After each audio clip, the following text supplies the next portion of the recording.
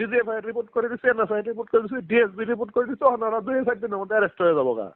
তোমার একটা কথা বলি, আমি নুমান ওয়ান পিস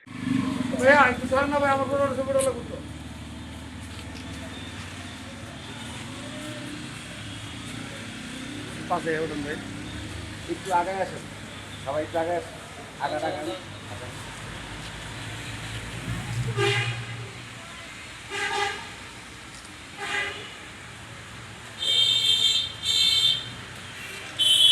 উড়ান গাড়ি তুলান।